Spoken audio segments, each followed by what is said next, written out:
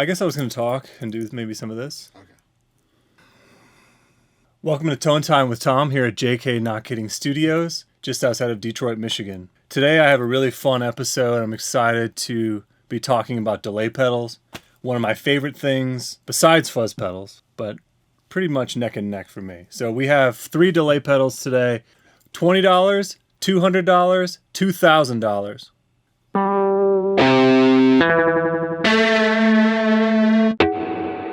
We have on my right the Donner Wave Delay. It runs for about $20 on Amazon. We have the Electro-Harmonix Memory Boy, the Deluxe Memory Boy Analog Delay. It runs for about $200. And here on the left, the Big Daddy Moog MF-104M Analog Delay. This one runs for about $2,000 on the used market. If you were lucky to catch one when they came out, they're around $400 to $500. So today I'm going to be playing each of these delay pedals, having some fun with each of the settings and seeing how they sound compared to each other and just which ones inspire me as we go. Okay, so I'm going to be using my Nash Jazzmaster today, playing through... Pick in it? Yeah. Oh, okay. Why, you want me to take that out? Oh, I didn't know if that was an extra pick. That's your pick? Yeah. Okay. I always leave one there now. I never drop picks while playing gigs, but now it's become a superstition that I have to put it here because I never drop one. But in case I do, it's there. Playing my Nash Jazzmaster today through the Fender Super Reverb. We have 2 mics on it, going through the API preamps. It's an SM57, and the winner from our last video, the AKG 451. All 3 of these pedals here are bucket Brigade delay types. They're different than a tape delay. The original bucket Brigade delay was the Memory Man from EHX, came out in the early 70s, that was trying to emulate what tape could do or couldn't do. Tape delays were increasingly difficult to take on the road and use, and they would wear out. The interesting thing about bucket delays is each repeat can get a little bit more distortion as it goes on. That's a really fun characteristic. So yes, all these 3 are in that family. Let's start with the Wave pedal here. That's our $20 pedal from Donner. You can find it on the internet. This pedal has a level, a feedback, a time, and a dip switch for modulation on or off. So it's a fixed modulation. Let's hear how this sounds now with modulation off. So level is about even.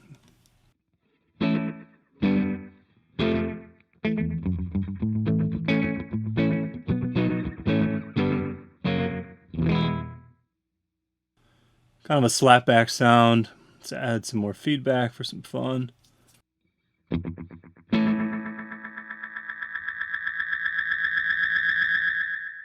So it went into self-oscillation pretty fast there. That was 60% of the dial maybe, so about 50%.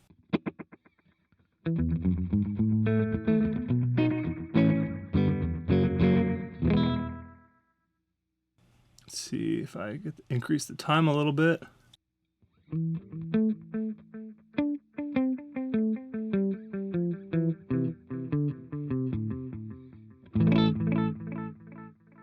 Sounds fine. Not a lot of character. Let's try with the modulation.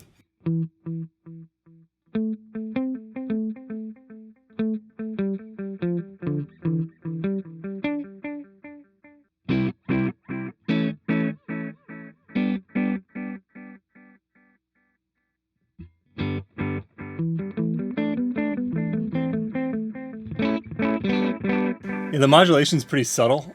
I'm hearing it a little bit more now that I cranked up the level.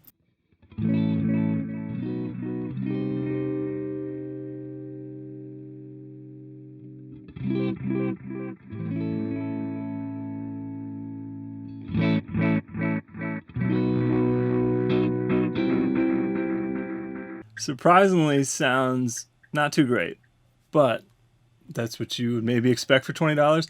I think I know how these are going to sound and how these are going to feel, hence why I'm maybe feeling under-inspired by this, because I want it to do a certain thing that it's not. I'm just going to test how the delay time might be. I'm curious how long it is.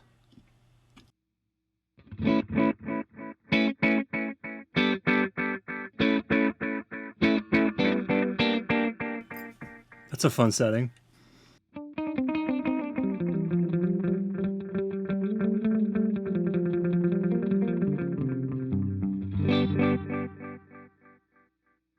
I think overall this pedal sounds like it's worth $20. As someone who's played a lot of different Bucket Brigade delays, I probably wouldn't buy this for $20. I'm sorry, Donner. I'd probably want to spend more money on one of these two in front of me. I think if you had a specific setting, you were playing a gig and you just needed it to work, this is great. It doesn't take up a lot of space. But if you want to be dialing and experimenting with some of the sounds, I feel like it's pretty limited, and the repeats and the warmth of it is just not there, and it's not really inspiring me to keep playing it. Sound good? Yeah. Okay, so now I'm gonna go to my left here for the $200 pedal, the Deluxe Memory Boy by Electro-Harmonix. This is an analog delay with some digital features on it. We have a blend knob, gain knob, rate. So the blend would just be how much delay to wet dry signal. There is gain here, so you can get pretty crunchy. The rate and depth are for the modulation. So the modulation is interesting. On this one you have a triangle wave and a square wave. So when you're right at the center, there's a little bit of a detent, which is nice, but there's no modulation up the middle. And then if I go towards the left, we get more triangle, more towards the right, we get more square wave. And then the rate here, as I mentioned, how quickly that's going to be applied. We have feedback, classic knob here, and then delay time. This pedal also has an option for expression mode, which is cool. So you can have an expression pedal and be adjusting the rate, the depth, the feedback, or the delay time on the fly while you're standing if you're playing. And then with the tap tempo, there's various tap divides that you can do. Let's hear how this sounds. This setting now.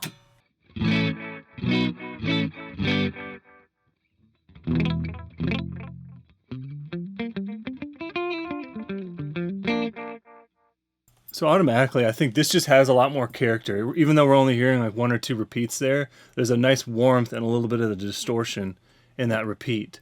So let me turn it up a little bit on the feedback and see how it responds. So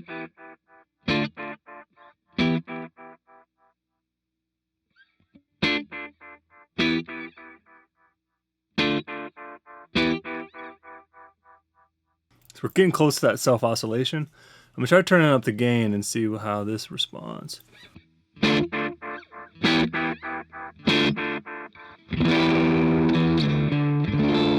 it is just input gain off the top. It is not gain on just the repeats, which is what I was wondering.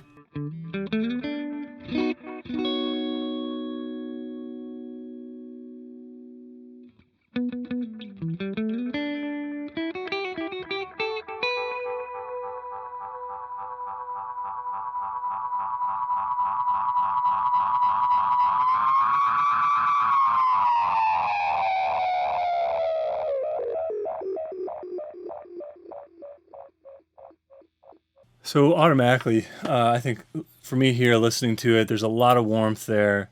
There's a lot of like nice rich character in the delay feedback. The modulation sounds cool, especially once I was getting that self-oscillation. So let's see a long delay.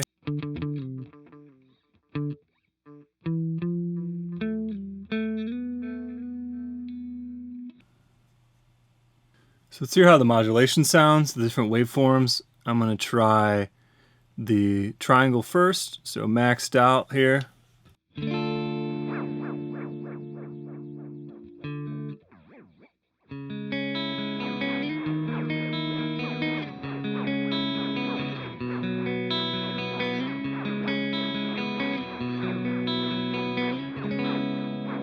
It's pretty extreme.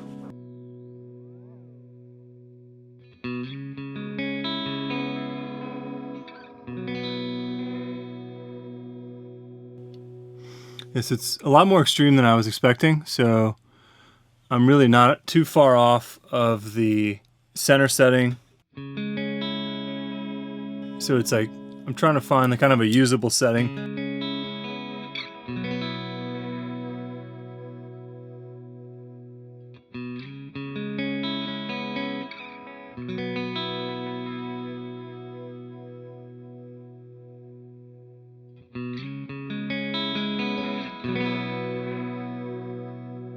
And then let's hear a similar setting now with square.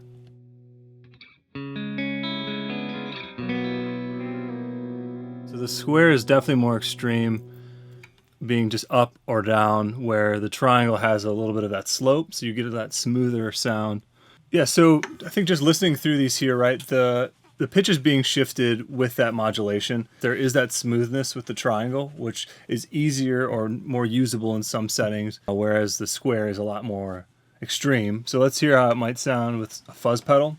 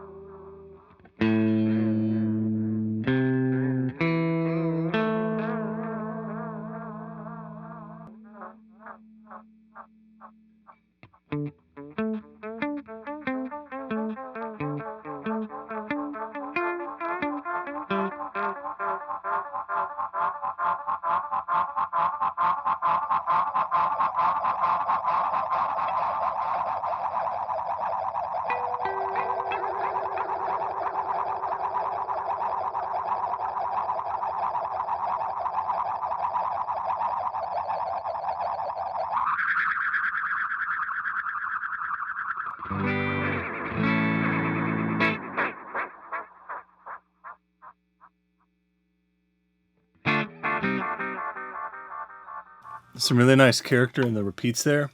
A little bit of crunch. It's a little blurred sounding, which is cool. The gain is a little hotter, so it isn't super noticeable to me offhand for the clean sound, but it adds is each delay they're getting crunchier sounding, especially with how high everything is on the feedback.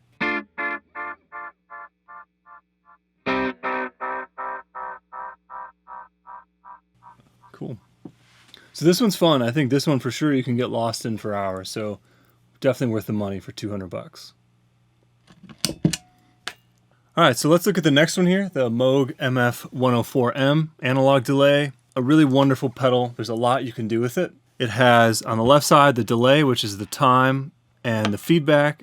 And in the center, there's a toggle for short or long, which changes the amount of time that the knob above can function. In the center section, there's a drive, an output level, and a mix. So you can get a lot of varied sounds from that by boosting the drive. You're probably gonna have to bring your output level down so you can get a super crunchy sound but not distort your amp too much. The mix would be the delay, wet and dry signal. On the right side, you have the modulation section, which you have the LFO on top. There's various waveforms here.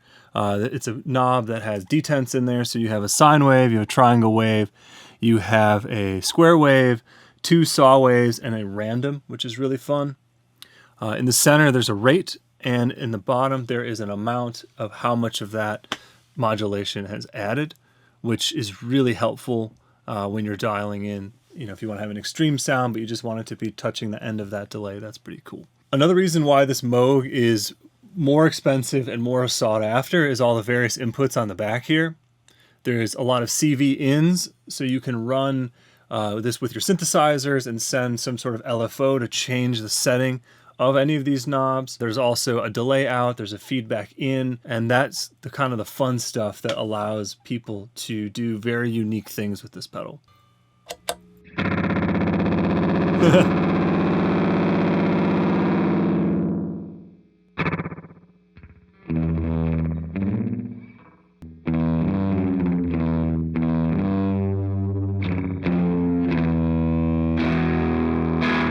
So I didn't adjust anything. This was kind of the setting we had used on a previous session, but I think this sounds great. There's a lot of gain in this, super saturated. So I'm gonna bring the drive down a bit and get it more clean to what the amp's doing and the output level down as well. So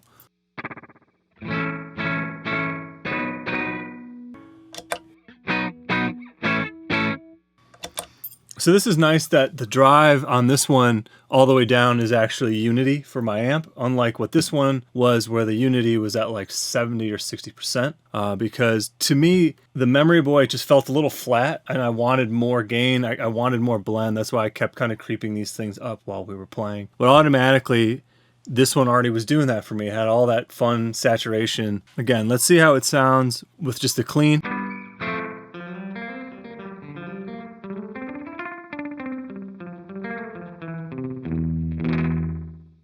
I'm really liking this sound right now. It's kind of in that 50s retro rockabilly sound. I think this was definitely one I would have a lot of fun with.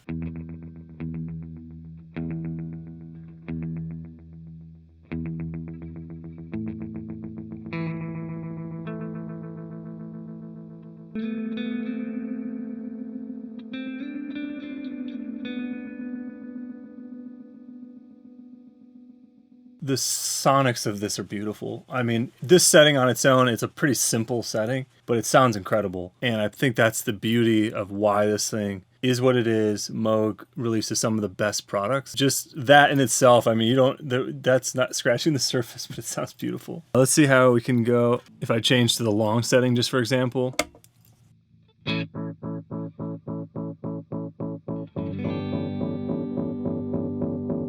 It seems like it gets into self-oscillation faster because I didn't touch anything otherwise.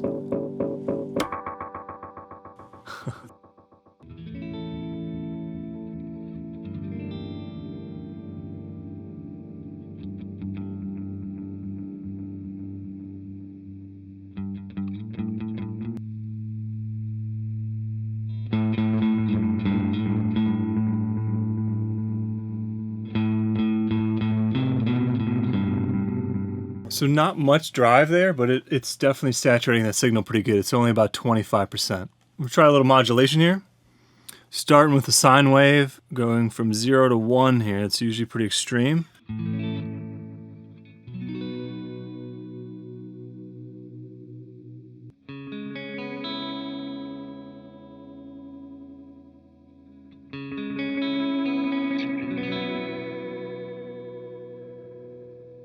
The stun.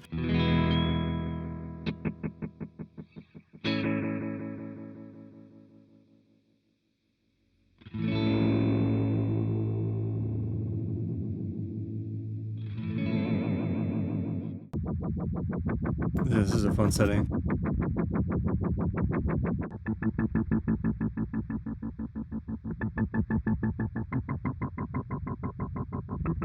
So that's pitch. Yeah.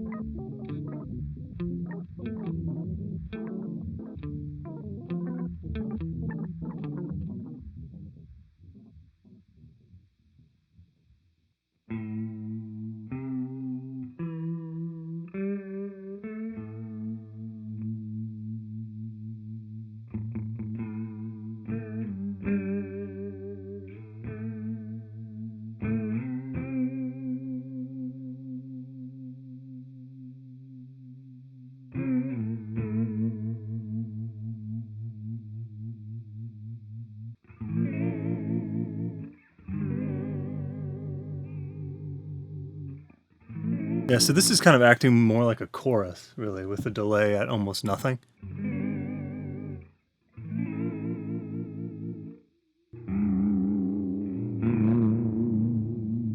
Surprisingly not self-oscillating, even though it's all the way up.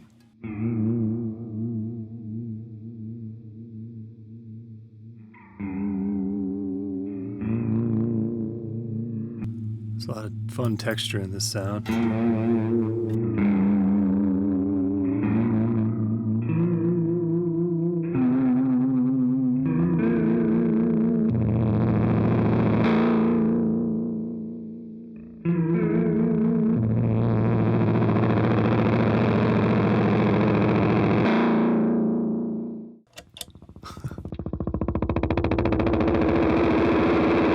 So it's kind of fun with this extreme setting.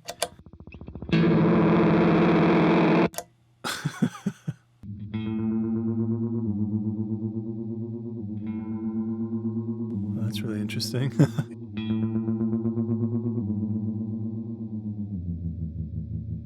Yeah, this is making me think of like Bladerunner or something. It's very disorienting in like a cool way. So let's see how the other Sawtooth sounds. Oh, this is maybe more disorienting with the Sawtooth that's the other way. But I like the first one more. I don't think I've ever played a delay pedal that had those two type of Sawtooth waves. And inherently, they're just different. You know, I think I'm liking this Bladerunner-y type sound. Sci-fi.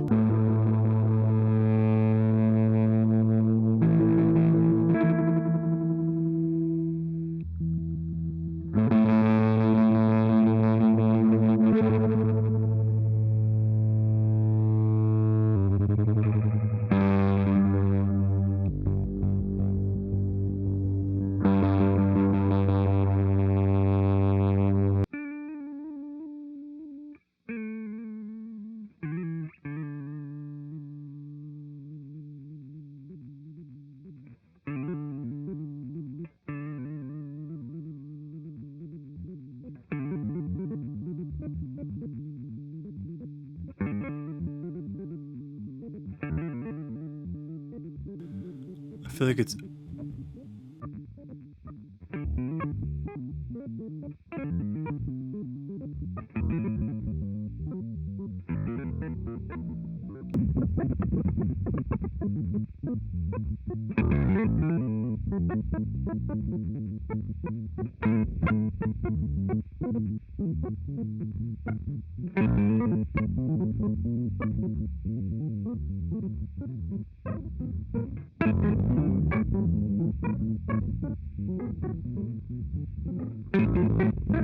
There's like a little bit of chipmunk in there.